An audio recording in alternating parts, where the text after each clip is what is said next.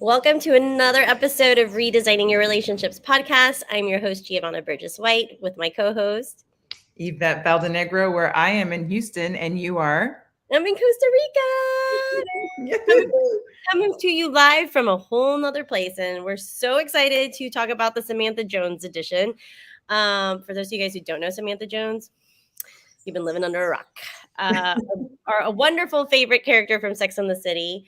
We're going to talk, if you've been watching or seeing our Instagram this week, where you're talking about what has she taught us over 24 years ago that she premiered on Sex and the City, and what has she taught us in the last 2 decades. So we're super excited to dive deep into this episode. Do you want to say anything before we get started? No, just that obviously this entire podcast is based on redesigning relationships. So we talk about anything to do with relationships. And we decided that we're going to do a 4-part series.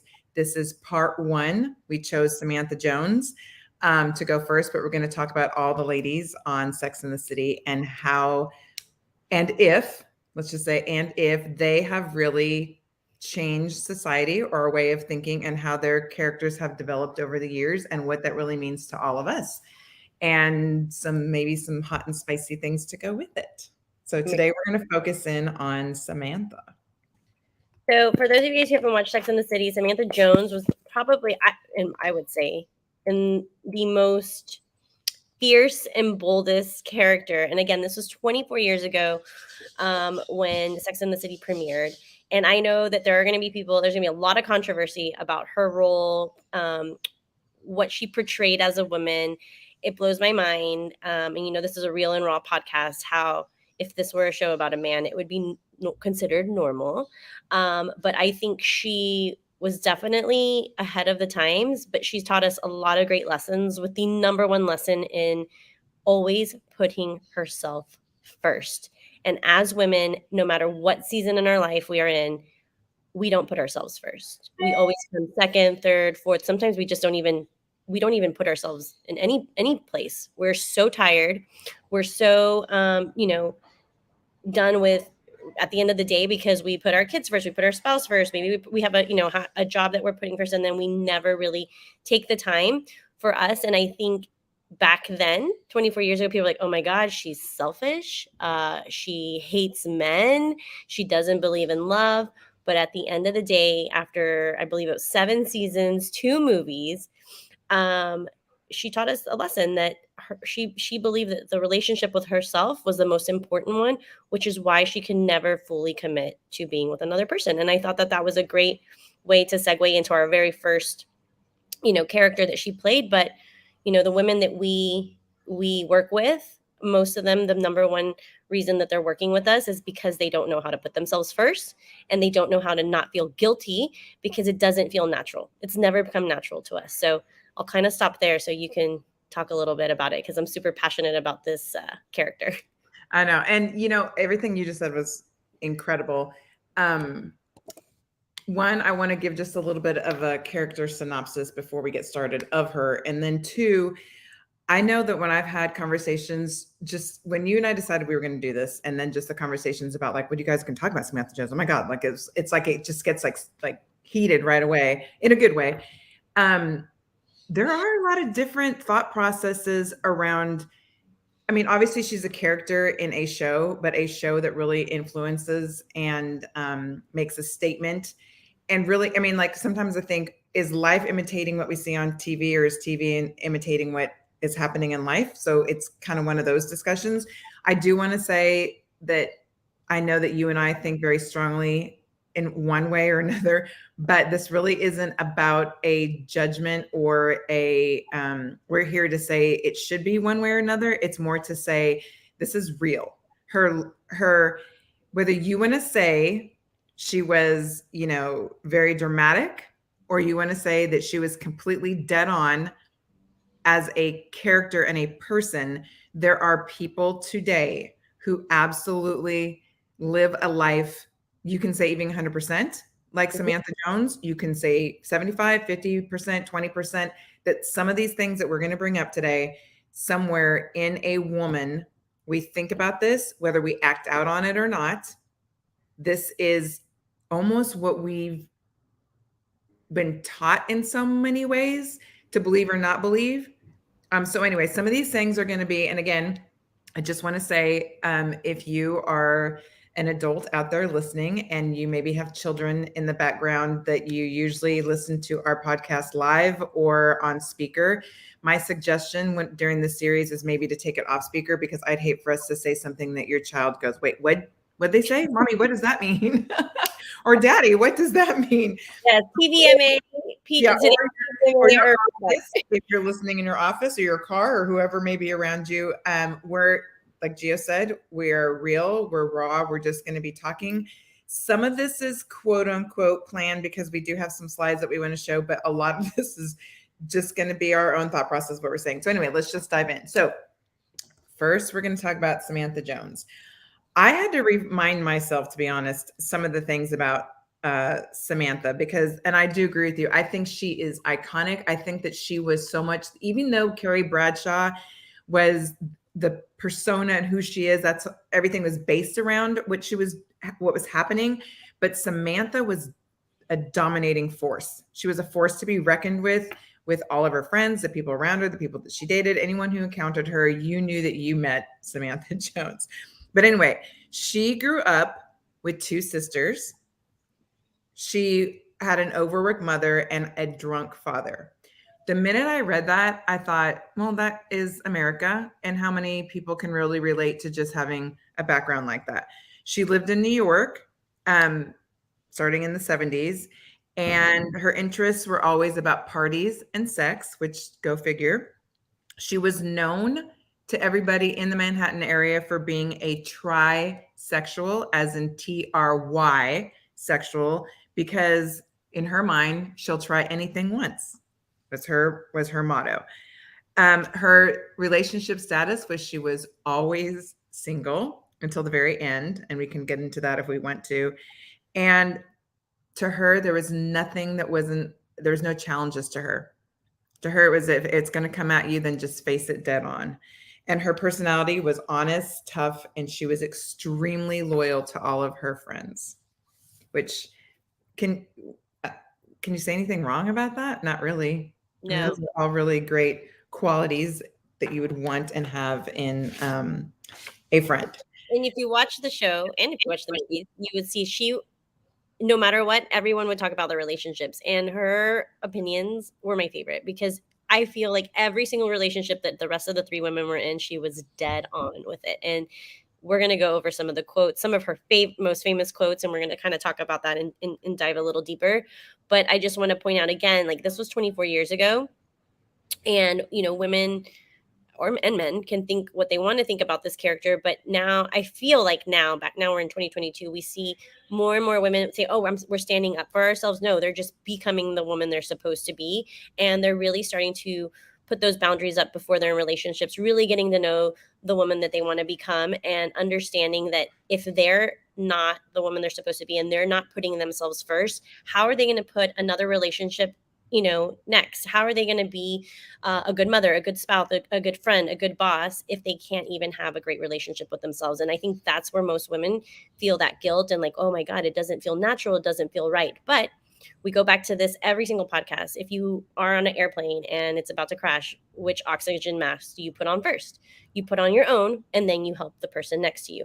That is the same exact example that we talk about in life. If we don't put ourselves first, it's not about being guilty or feeling guilty or feeling like that's not the right thing to do. If we cannot put ourselves first before any single relationship, we are setting ourselves up for failure. So one of the things that she really pointed out, and we'll go through these quotes again, is she always put herself first with not only the men in her life, with the women as well. And she had, maybe a traumatic childhood or didn't have the perfect childhood, but it didn't matter. She created the life that she wanted. And out of all of the characters in the show, she proved to us that she could have the best life, and she did. And I think what we want to do on this podcast, because A, if you're listening, please send in or just make comments. B, if you watch the replay, make comments and we'll comment later on them. But we really want to, like, everything you just said, yes, but there's going to be a whole nother thought processes of, okay, so how far do you take that? She Right. obviously took it in a very strong way, but as we go through every single one of these, it's going to be somewhere along the line. Someone's going to go, yes, but, and then all the way over to the other side of, you don't understand my situation, or maybe I'm different, or I think or the way I was raised was different, or whatever. So let's just dive in. Number one, you just said, we've already been talking about it, that to her, she would say, I love you, but I love me more, which I think is the first one that I see her up there shaking her head saying, I love Yeah. you, but I love myself more, in everything that you just said. So let's go on to the next one. The next one is, she would always say, hey, it's not you, it's him. Yep. It's the other guy. It's the other guy that's got issues. It's not you. So what are your thoughts on that one? I think we always, I mean, and this is I don't want to say typical. This is like women in general in relationships, not just with men, just relationships in general. Anytime there's a problem, we always go to us first. What did we do? What could we have done better? What did I say? Even if it's with our girlfriends, maybe it's at work. And really, at the end of the day, any problem with any relationship or any person, you really have to look at, you don't know their state of mind. You don't know what they think or what they're doing. And at the end of the day, it's their problem, not ours. And I talk about this too with my kids. Like, they can be upset and they can have had a bad day. That's not my problem. Like, I am their mother, and that's what, I need to kind of guide them through the way, but it's not me. I can't fix it. They have to be able to fix the problem themselves. And every single time she got a phone call from the other girls, it was like, it's his problem because he's a beephole. I'm not going to say that because they'll flag us, but he's a beephole. Okay, I'm going to play the devil's advocate on this one, because I know your personality is very strong, like you just said, with your kids. I think to a fault, and one thing that I'm working on right now is that I do take on the responsibility of, what did I do? How did I say it? Could I said it differently? Maybe next time I need to be a different person. Maybe I don't need to be so strong willed or boisterous in how I say things, because I do. And I guess it's a different way of looking at it, but I do start with me and say, what could I have done to make the situation better, before I say, no, it was them. They're really the one that's a beep, beep and a beep, beep. So I think you can go at that from two different angles. Again, every situation is going to be different with this. This is kind of like a generic Samantha Jones. And again, we're not telling you go be her. We're just saying that in every single scenario that she brought up, or any statement that she brought up, she always, again, put herself first, because that was the most important thing to her, was her beliefs, what she wanted. So whatever relationship you're working on, our goal here with this podcast today is just to stop and go, put yourself first. Don't blame. Don't do the shoulda, coulda, wouldas. Oh, if I, because here's the thing: if a relationship is extremely important to you, the other person in the relationship should already know who you are. How you react. The person, they want to be in a relationship with you no matter what, because they like the person that you are. So if they start to point the fingers back at you, or they're trying to, then obviously they don't care to understand who it is and what you do, and vice versa. It's a two-way street. This is, again, spouse, friend, boss, the relationship with yourself, the relationship with your kids. You have to stop and really think through it before the communication starts, because most people deal with emotion, deal with the feelings that they're in now, versus saying, you know what, I get what you're saying. Let's touch base in a couple of days, or I really don't want to talk about this right now. Let me think some things through. So all of these scenarios, again, just think of that and putting yourself first and giving yourself the time to process. I think that's the number one thing. We don't ever give ourselves the time to process and really think through something small or something big. We always want to just solve the problem. We're in a society where it's like, let's just figure it out right now. Let me, Quick. like, that instant. Okay, well, you said this, I said this, so you're in the wrong, and then that's the way it's going to be. Versus really understanding the situation and then coming back and saying, okay, now we're ready to talk about it. Yeah. Okay. So let's move on. Don't let, and this is Samantha Jones, don't let anyone, and I mean anyone, get in your way. Yep. I love this one. Yep. Especially for women, there is something about us that just goes, oh, but, and I think this is like, and not in a mean way, not in a, you're a bulldozer, but seriously, no matter what it is in life, your career, where you want to go, your goals, your personal thoughts, do not let anyone get in your way. At the end of the day, you have you, yourself, and I always, and there's no guarantee you're going to have anyone else around you forever. So if you make sure you are like, hey, this is where I want to go. Now, again, the balance is, you're not a bulldozer. If you're in a relationship, then you talk about, hey, these are my goals, my aspirations, and this is what I want to do. And this is where, and we see this all the time in relationships, this is where people start to make compromises that they say now, well, it's okay, I'll just make the compromise. And then 2 weeks later, okay, I'll make another compromise. A month later, okay, now I'll make another. Well, that happens over time. Those little compromises over time equals out to be, okay, now we have a problem. Because now that person who's made the compromises feels like, well, I don't really feel like I'm being myself. And then they're mad at the other person and they're resentful towards the other person, when in all reality, they really weren't speaking their personal truth of, this is my goal, this is where I want to go, and I am not going to let anybody sway me one way or the other. And I think this is also a great place to kind of put in situations and circumstances. Those are always going to come up, you guys. This is life.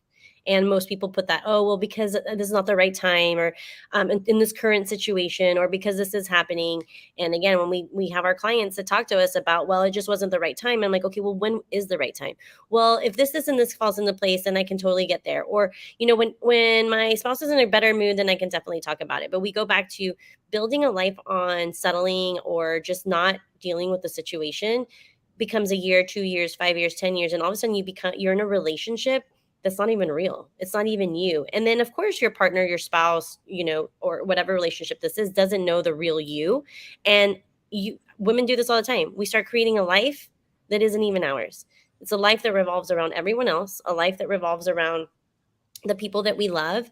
And then, we're lost. And that's where, marriages start to have problems, or, a lot of women, and this is the sad part, think that that's normal, that this is the way the life should be, and that they've done all the things right, and that everything's the way it's supposed to be, because they've never had the conversation. And the conversation starts with you. What do you want? And it's going to change. You're never going to be the same person all the time. Growth, this is just exactly like I always talked about books. You have different books in your life. You have different chapters. And if you're a partner and you aren't talking about that, and you're not, again, the situation can be different for everyone. It's every year, maybe it's quarterly, maybe it's every 2 years. You have to have some sort of plan on growth in your relationship and the one with yourself, because you're never ever. I hate when people tell me, well, that's not the person that I married. Well, I sure hope not, because the person that you married 10, 15 years ago shouldn't be the same person, and you shouldn't either. And if you are, it's not that it's a problem. It's, again, we are not taught in society to make those plans. We're taught to go to school, go to work, have the family, have the kids, but it's like, what about me? So this is the time where we really want to make sure that you understand that that's okay. You are allowed to have your own game plan, your own life plan, and growth is part of the beautiful process. Yeah. I think we could do a whole podcast just on this one, because I think that fear comes into play here. With, you are fearful to say, to be, and to do what you really want to be doing, because you're afraid of what could come back at you if you say, hey, this is really want. Well, if someone's not in agreement with where you want to go, that is where the friction begins. And that's where the work is. And a lot of people don't want to put in the work to say, okay, well, let's talk about this. Why would this be a problem? Why? Oh my God. Can I skip to this one, because it's like perfect? Because we're talking about this right now. If a guy gets angry, he's a pistol. If a woman gets angry, she's emotional. So back to the standard that we're on, that we can't be. Everyone's like, oh, but she's so emotional. Oh, men just don't know how to deal with their emotions, and emotions are great to have. Emotions are growth. They're part of who we are. And that's the fear. Oh, I don't want to tell him how I really feel. Okay, well, that's a big problem. That's a huge red flag. If you can't talk to your partner or your spouse or even your children about your feelings and emotions, we have a bigger problem. Yeah, there's something underlying there. And starts with you to say what is going on here, what's the underlying fear. Okay. Oh, this one's a fun one. Eat to your heart's content is what Samantha Jones would say. So she would say, hey, I'm starving. Where's the food? Every party, every whatever. Where's something to drink and where's the food? My kind of girl. I know. I'm like, but you know what though? Did you not? And I was never this girl. And I promise you, anybody that I ever dated never said you don't eat. But I seriously, I don't understand this one. But I feel compassion towards women who just really feel like they can't eat. They just really, food is not an option at any time. I don't know. I just We'll have a whole podcast on that, on the love relationship with food, because that deals with emotions. Actually, I know someone that'd be great for this podcast, for that podcast. But yeah, how like emotions do trigger eating habits, and then how, again, this is this whole way of like going out on a first date and going out to eat, and like, not, again, why would you not be yourself on one of your first dates? This is the person that you are. And I don't know what movie it was. I think it was like, I don't know, back in the 90s. It was like ordering the salad, you know? It's like, okay, salads are great. There's a purpose for them, but that's not what you should be doing. So this all lines up to like, you're almost starting a relationship not being your true self. Yeah. Yeah. And then it's this just like, oh, well, then I'm going to do this and I'm going to do this differently, because you're always trying to like tend to the other person, when really you should just be able to go out on a date and be yourselves. And if it doesn't work, awesome. Thank you. I appreciate this time that you gave me, but this is definitely not going to be the relationship for me. That's it. To me, that's way easier than going 2, 3, 4 a year and you're like, oh my God, I hate my relationship. Like, I can't even be myself. And how many times do we see that happen? all the time. Yep. And then they get married. Yep. And then you can't be yourself in marriage. Okay. So, okay, this is where make sure you do not have your volume on if you would like people to, because I'm going to quote this exactly the way it's written. I'm not going to shy away. So, Okay. another Samantha Jones. What guys speak in quotes really means, it's their version of saying we is them. Wait, I totally messed that up. I was so freaked out about saying the word. Dude, What say guys that speak really means their version of we is them and their dick. So basically, they're talking about themselves. Yeah, but it's In okay guy speak. for men to talk about themselves. It's not okay for women to talk about themselves. No.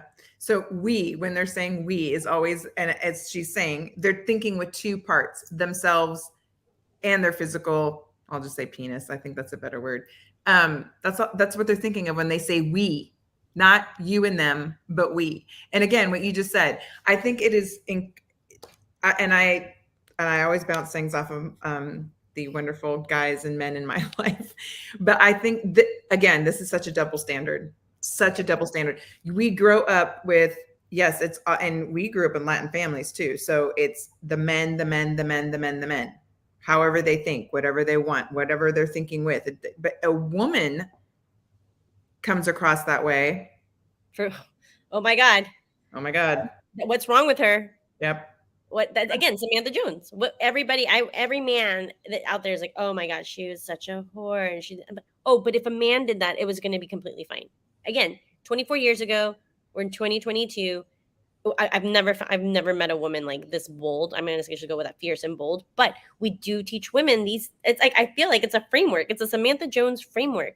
You're not like the career, her, like even like things that she didn't want to do. She was always, and people like raw and blunt, but she still had an amazing group of friends. Her friends never left her. Her friends never. Now with the new seasons and all that, that's not our fault. That's like a real life thing. But in the movies and in the series, to me, she was kind of the glue. Even though Carrie Bradshaw was the main star, there was something about her that drew you in. So those three women, it's like they wanted to be her, but they didn't know how to. They didn't know how to unlock their Samantha Jones, their inner Samantha Jones in their life and their relationship. And that's what we want to teach women watching right now, or men, because I'm sure there are men out there too that can't be bold like this, that they don't, they may have grown up in a different situation or, had a different upbringing, but it's important. Anybody listening or watching, the number one relationship in your life should be the one with yourself. You will never have a great life. It's that simple. If you cannot have the relationship that you want with yourself and truly be happy, you're never going to be happy. Nothing or no one or no thing or no money, nothing's going to buy that happiness. And that's where we really want you to understand why we started with Samantha first. Okay. So the whole thing about her friends looking at her, and all of them wanted they all have different personalities. So I don't think they actually wanted to be her, but they gleaned from something. And I think that each and every single one of them took something from her in a good way. Like you know how that is, like you got something going on and they were notorious for getting together and having lunch or whatever they were doing, and then someone would say, oh, this is what's going on in my life, and then all of a sudden all of them would pipe in and say their thought processes, but she was always having those one-liners, and whenever she would say something, it was almost like they'd go, that's it, I'm going to take a little bit of that chunk, mold it into whatever they're going through, and they'd run off with that one. Yep. But Yeah, again, and the people were she was attracted to her, not just sexually, like, they were just attracted to her boldness and her rawness, and again, it's not that they wanted to be her, but they wanted to have like, to be bold like her and to be able to stand up for themselves and like, in any relationship. Carrie, oh god, why can't I think of her name? Not Samantha, well, the other 3. They all had, like, would have been able to stand up for themselves in one of their relationships or been able to say what they were thinking, because they would come back and talk about it at the table every time they had lunch or brunch. They would talk about what they wish they would have said or done, and I think that's where we all kind of, why we like her, why everyone really tended to love Samantha, was because she always said what was on her mind. And I know for me as a woman, I tend to surround myself with women that are stronger in areas that I'm not in, so that I can learn from them, understand that thought process, because, Geo 5 years ago is not the Geo that's sitting here right now. And it is a lot of inner work. And like, why can't I be that way? Why can't I speak up for myself? Why can't I stop putting other people first? I really thought that was a great quality for the longest time. And what it was doing, it was just making me not become the person I wanted or needed to be, or really, it never made me understand who I really wanted to become. And I kept on going, well, why don't I have people in my life that do that for me? Or why don't, I have friends that do what I do for them? Instead of comparing, I'm like, why am I not just doing that for myself? Why can't I be as awesome as I am for my relationships for me? And when I started doing that and putting myself first, there were people that left. There are people that still don't understand. Some of my family's like, God, that's so selfish. Okay, I'm sorry that you think that, but and I can't change the way you think. And this is like the old generation with the now generation with the new generation. And that's where it's, I have teenagers, you have kids that are in their 20s. I don't want them to ever think how my parents thought. Nothing wrong with that. But it was that, and especially in a Latina family, it was like the women and the men are up here and women are here, and then you got to tend to and like that. If you were the greatest wife and the greatest mom, like that, you lived a purposeful life. I'm like, oh no, no, no, no, that is not the way life is. So, when I did that work, and I'm still doing the work now, I lost some relationships and I was okay with that, and I gained some new ones. And I surround myself with other women who are strong and powerful and bold and fierce, so that I can really like almost learn and get teachings from them. And I think that's why Samantha has always been my favorite character. Yeah, what do you think? Yeah. Okay, so you brought up a point, and I wanted to talk about this later, but let's talk about it now. I think it's pretty good, the whole generational thing. Yeah. Um, I think it's interesting. Okay, there's 2 things. One, like you just said, there's the younger generation. Well, let's just take every decade. That's going to be a generation every decade. Think of all of the people that have even watched the show. Think of the No. generations. I mean, I know my children have watched the show. They know the premise. They know what's going on, especially the girls. They girls are drawn to this. So you have women all over the world, literally watching this show, seeing how these characters do their life. And then you have older generations that are going to look back and go, oh, no, no, no, no, no, that is not how. And there's going to be conflict there. But even more so, since we're talking about relationships. So if this is truly a direction in which, say, society is going, we don't know, but it seems like as the years go on, women get more and more empowered. How is this going to affect relationships now, in the future? The relationships that you're married now, let's just say you have all of a sudden a Samantha Jones epiphany and you're married. Like it's all going to affect the relationships around us. I think it's like, I've been thinking about all the generations. I'm going to say 3 generations. To me, it's 3 decades. And then maybe the 20-year-olds now, just because of the new, and just like that coming out, I think a lot of women right now in their 20s are like hearing about Sex and the City, what it was, and they're going back and watching it. Mm-hmm. So I want to start with the 20-year-old now. So I would say the now generation, 20s going into their 30s. The number one thing that I think is hurting them is the dating apps. That's the one thing that in Sex and the City, they didn't have that. That was back in the 90s. Mhm. They had to date organically. They had to do blind dates. They had to do, friends, because I met a friend. Like they dated organically. So I think we've seen this in the networking groups that we go to. The 20-year-olds now, which scares me because my teenagers are going into this next generation, don't have a very strong understanding of the person they need to be because of these dating apps and because of social media. We have talked to multiple 20-year-olds who, just in listening and having these conversations, and they tell us, and even young 30-year-olds, how they prepare for dating and these apps and the pictures that they have to upload. Just again, the persona, the person that they're being is not even them. And I'm like, why can't you just put this picture of you with your dog, like walking down the street? That's you, right? You take your dog. Oh no, because then I'm competing about this girl that's in her swimsuit and doing. So we have, I think that against us is they're not dating organically. They're dating through apps. And then the pressure of seeing it's like they're competing with other women. And that right then and there. And then they go into dates and they're asked the questions of, what do you do? How much money do you make? Like, yeah, that's blunt and raw, but that's also rude. They're a person. And this goes like both ways. I would have never in my life gone on a date and asked the person that. I think that's just, you need to really understand the person that they are. Maybe like how they were brought up, like really get to learn who they versus going. I mean, and people are asking that on first dates. I was mind blown. I remember having the first conversations like last year, and I was like, this is happening. But it's normal. That's the problem. It's been normalized. It's like, this is the way it is. So the now generation, I think, has the hardest. I think what I would call my generation, the 30s going to 40-year-olds who grew up with the Sex and the City. We were really young. We're watching, and just like that, we kind of did an actual generational change. I think this is the most life changing because we've been married, maybe been married twice, and there's something inside of us telling, like, oh my god, like, why haven't, like, hello, I know that, I know it, I just haven't done it, and I want to be that person, but I haven't become her. So I think it's like, transformationally, I think it's the hardest because we've already set up our life, we've already done the things, we already know what we want. We're still in that guilt mode where we feel a little bad because it's like, okay, this isn't that selfish. And so nobody wants to do the work. Let's just call it what it is.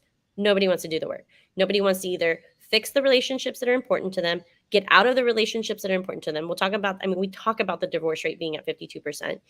Some of these women aren't even talking about, or men. They're just like, you know what? I don't want to start all over again. We're just going to settle for the rest of our life.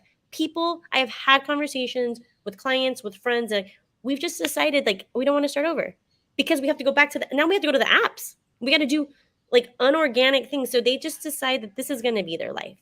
So I kind of feel like the 30 to 40s, it's either like, do it or don't, but don't complain about it because you know what you need to do. You've been through two generational shifts. You can do the work. It's just do it. And then I would say 45 and up, right? Your generation. What do you think? I just wrote down, if I think when you use the word guilt, I think my generation lives in so much guilt and condemnation of what you should and should not do because we're so much on the cuff of more of the our parents that raised us from the 50s and the 40s of this I do and your manners and what you say, what you don't say, how you act as a woman, how you don't act as a woman. So I think there's a lot of guilt there. If you don't want to or don't feel like that's natural, then it's like, whoa. And then you feel weird inside, like, well, why am I a unicorn amongst all these people? The other thing is, I think that there's a lot of, in my age group, there's a lot of hidden, people, what you see, let's just say on camera or in the world is not what's happening behind closed doors because again, people don't feel free to express themselves. So I think that they're hidden. And then the next thing is I just think that we were a little bit dull. Yeah. And not in a bad way. I just think that there's so much more to experience now that we just have this kind of dullness about us. Like, wow, our generation we had all our parents that were divorcing. So then we kind of lived a different weird lifestyle, but I just think there's a lot of dullness at this age of just kind of walking through the motions of like, okay, now I'm going towards retirement or now I'm going towards the should things. And you're kind of like, you're kind of coming down, landing the plane. which I personally don't think anyone should ever land their plane. But I don't know. I think that, yeah. Well, That's my I also think that again, it's back to you feel like, okay, well, we're already at a point where we're going to retire, or I've already lived half of my life, let's just put it that way. So it's almost like not natural, and also like like how bad is it staying here? Can I just graze by? gonna be content. Yeah. That's the And then big thing. and then Content. I also think it's a fear of, because you're closer to I would say, I think your generation's the one that started like the change. Then my generation's like right before the social media, and then now it's again, I really do think the generations that we're in now is really, really hard. But I also think it's that I don't want to do something out of the norm. I don't want to be talked about. I don't want to be judged, because I don't want to say it, but you are the older generation. And it's like, do I want to go down that road and have to hear things from other people? But it's like, but you can live the rest of your life the way you want it. And we've seen this in Ignite. We have, clients that are 60, 70 years old saying, I am just now living the life that I'm supposed to live. And it blows my mind that a 70-year-old woman is saying that. And it could be divorced, widowed, still married. They finally started a career, like whatever it is, these things are happening, but it's a mindset. And it's also the doing, because you can know everything, but it's like, are you willing to put in the work and do it? And I think that's the one thing that all three generations have in common. It's like, okay, get off your ass and just do it. And who cares what people think? Who cares if it's out of the norm? I was talking to a girl last week, and she's like, I have to be on these apps. And I'm like, why? Just go out. Go. It's just not normal. Says who? Like, Well, that's a communication thing though, too, Gio. That's, learning to communicate outside your phone. Yeah. That's the fear of actually meeting somebody in person. It's like, what do you say? What do you do? I'm like, obviously not what you're doing. Obviously what's not working on the app. So you've got to go try something different. So I think it's the judgment, the fear of the doing. But every woman that we've talked about that's redesigned a relationship, gotten out of a marriage, or has worked on their marriage, has said the work that we did, or what I actually did to get there, it's like everything's so much better now. A load has been lifted. I'm living my life. It's the fear of not doing that's the worst part of it, not doing it. Once they've done it, they're like, what's the number one thing they say? I wish I would have done it sooner. I wish I would have done it sooner. When you're talking about I wrote down something about, the younger generation more, because like I said, I think my generation is hidden with their sexuality is hidden. Your generation, I think, is way more free, but then the 20 somethings are very free about sexuality, which is great. But I also think that there's, I don't know, I guess the young ladies that we've talked to, there's also like if they're listening, just think through your actions, whether you want to be Samantha Jones or you want to be Mother Teresa and have, whatever, it does not matter, but think it through. Like we said in the very beginning, and like we always say, if you know who you are and you're good with that, then whether you want to be one or the other, when society comes at you, when your parents come at you, a friend comes at you, you're like, this is me. How about the women who want to stay pure, who want to be virgins basically when they get married? Awesome. Because they're being true to themselves. They say to themselves, this is what makes me me, and I'm going to stick to it no matter what some guy says to me, no matter if my friends make fun of me, no matter if my parents think I'm weird, I'm going to stick to this. Other Samantha Jones, if you want to be out there and every guy that you meet every night is okay, then you have to understand that there's also actions that way that you're going to have to be prepared for. How does that make you feel every morning? What are people going to say? And you have to be within yourself again to say, this is who I am.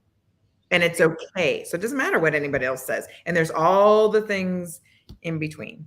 So just think through, and don't do it because society is doing it. Don't do it because your friend did it. Don't do it because someone said don't do it. Yeah. Again, go back and go, at the end of the day, if my goals are these things, if I want to go down this trail, if I'm trying to get this way in my career, my life, or whatever, is that going to measure up who you're being right now? Is that measuring up sexually, dating wise, the people that you're seeing, the relationship you're in? Is that going to get you to where you want to go? Oh my God. What a great podcast. Well, for everyone that's either listening or watching, we always thank you for being on and listening to us. If you want to hear about any topics that we have not talked about, any guests that you want us to have on, please make sure you DM us. You can find everything at YG Collaborations. We have tools, blogs, resources, and podcasts every single Friday. And we would love to hear from you. So if you're listening to us on our podcast, make sure you screenshot and share, tag us. We would love to hear from you. And we will be back next week with another amazing episode. So thank you everyone for joining. Okay, I have one more thing, one more Samantha Jones to end with. I love this quote. It just says, don't choose sides, choose fun. And then she says, I don't believe in the Republican Party and I don't believe in the Democratic Party. I just believe in parties. Whoop! Woohoo! We love Samantha Jones. This is going to be part one of a 4-part series. We'll be back with the rest of the women of Sex and the City. Thank you again so much for joining us, and we'll see you next week. Bye.